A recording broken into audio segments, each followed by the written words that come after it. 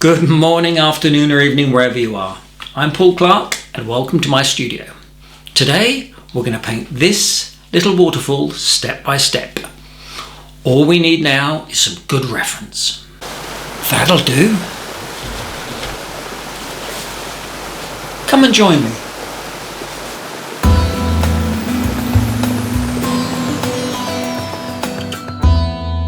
So today's painting is another subscriber's choice. I've had quite a few people suggest a waterfall, so that's what we're going to have a go at today. So just have a go, relax, and most important, enjoy yourself.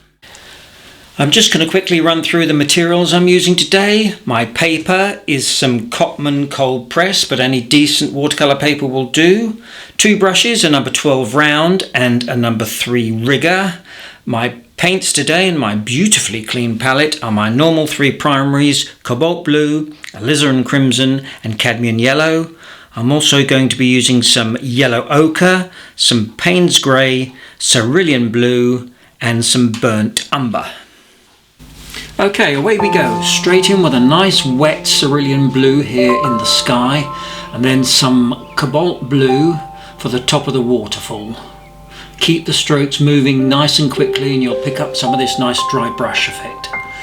Okay, straight away in with my green. Now all my greens are mixed from my COBALT blue and my cadmium yellow, and it helps to give it a nice fresh natural feel, and also you'll get some granulation. So please have a look at my video on colour mixing, the link should be above. But as you can see, I'm working quite quickly here, dropping in some darker tones into the wet area and picking up some nice dry brush effects where the paper's not wet. Now I'm flicking in with a much darker green, just by adding some more blue into the mix, splatting in so I get some soft edges and some hard edges.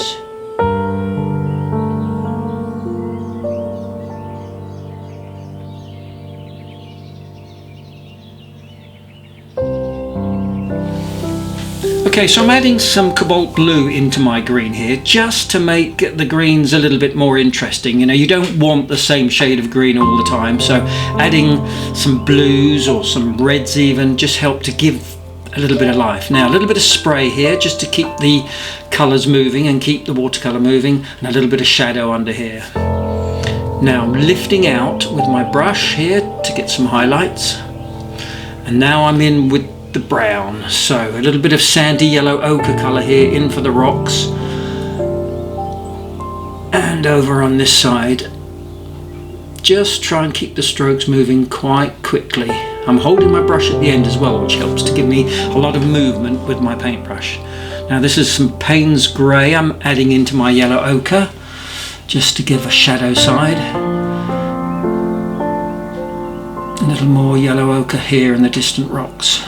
Right, now carefully just paint in the rock areas which lay either side of the waterfall, and this will help to bring out the contrast and bring out the whiteness and the lightness of the waterfall itself. So dry brush here, I'm dragging down my paintbrush just to create that nice dry brush and those little flecks of white in the rock.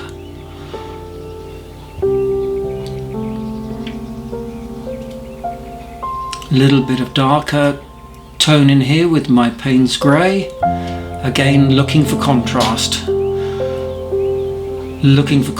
here with that rock on the left, just by getting the darkness with the Payne's grey wash.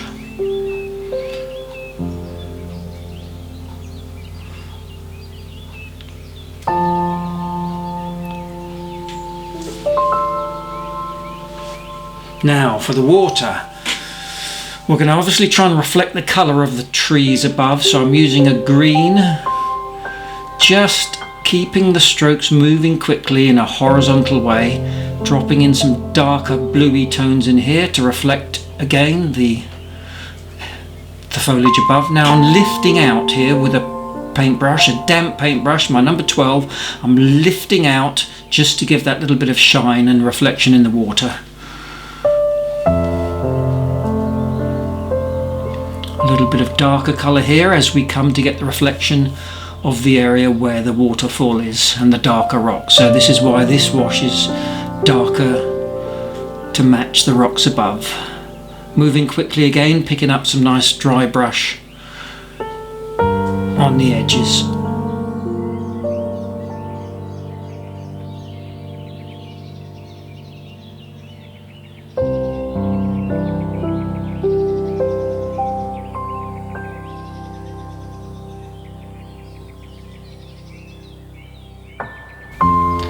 And some really dark tone ripples here in the water.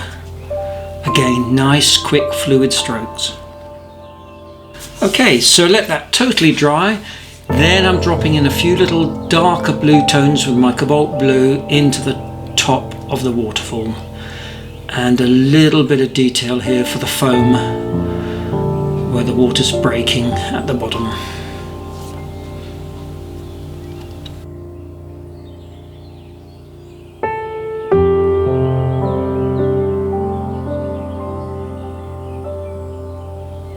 Okay, now with my gardener's spray bottle, I'm lightly spraying the top half, the tree area here, and painting in the trunks of the trees, leaving little gaps. And what will happen is where I've sprayed it, we'll get a nice little fuzzy edge to all the trees. Keep them moving quickly, and so don't complete all the areas of the trunk. Leave these little gaps here. And make sure that the trunks are nice and light in this center area where we've got the suggestion of the light coming through. So a few little dots and dashes. Over here we can be a little bit darker with our trunk. And again, I'm leaving some little gaps. So just take out with a tissue. Now with my rigger, I'm just putting in a little bit more branch detail here, keeping the brush moving quickly, trying not to labour too long on each branch. Dab out if we need to, darken a few areas, and you can see a lovely soft edge to these trunks here where the water's still damp from the spray. Always in danger of overworking these, but just keep it moving quickly. Now with a flat brush, the dry brush effect, keeping it flat to the paper, I'm just dabbing in a few darker areas here to suggest some leaves coming forward. And you can see we're picking up the texture of the paper by keeping the brush flat to the paper and using the little contours of your watercolour paper to create these nice dry brush effects. Now again with my rigger, a few little details. We don't want to overwork this, so we'll leave it there. Now with a piece of wax, this is just a piece of tea light, I'm rubbing onto the rock area to create a resist. Now what happens is when we paint a darker wash on top, we get this nice texture where the wax comes through and it acts as this resist. You can leave the wax on there. It doesn't notice, but it's a great effect for rocks. I have got a video on rocks, 5 different techniques, link above. So we go a little bit lighter for the rocks here in the distance. Now I'm putting a little bit of this yellow ochre, this sandy colour, into the bottom of the waterfall, just to give it a bit of transparency. Now, my famous smudging technique, I like to use this a lot.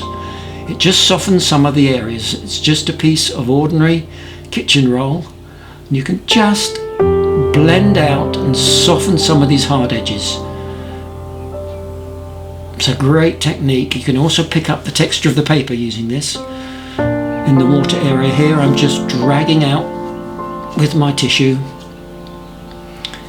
Create these lovely dry brush effect techniques.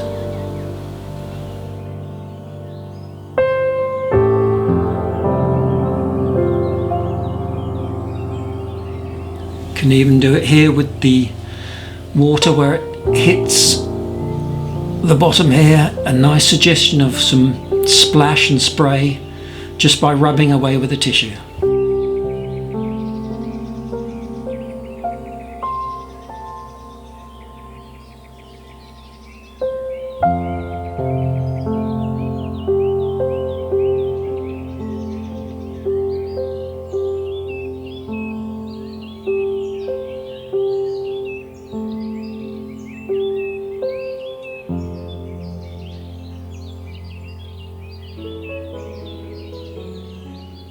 Okay, white pastel pencil, ideal for just creating a few little light ripple effects. So what you can do is lay it down quickly, and just with your finger you can smudge the edges.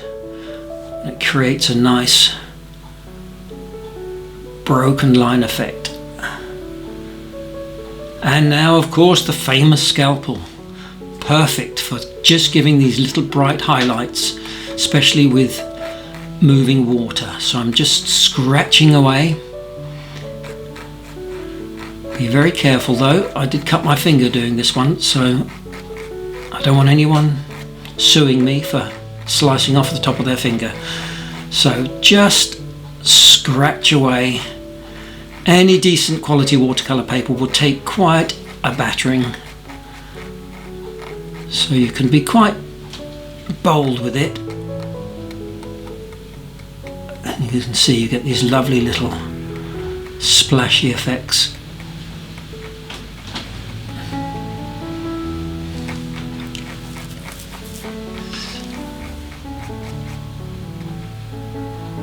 And we can do it now on the horizontal water.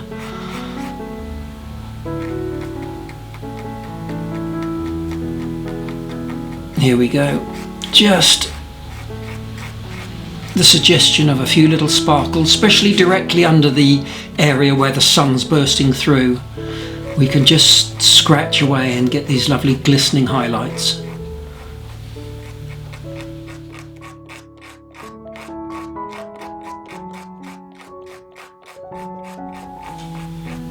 All we've got left to do is sign it, and I think we're finished. Okay, careful when you peel off your masking tape. Always peel away, we don't want to rip the paper.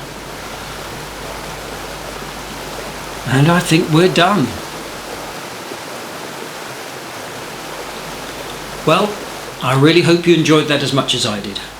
Coming up now are a few waterfalls that I've done over the years using all the techniques that we've learned today.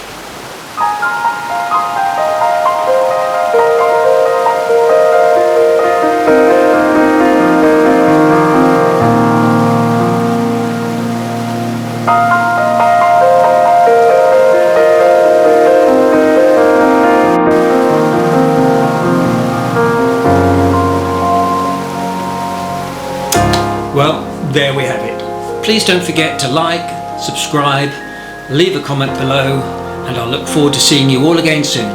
So take care everyone. Bye now.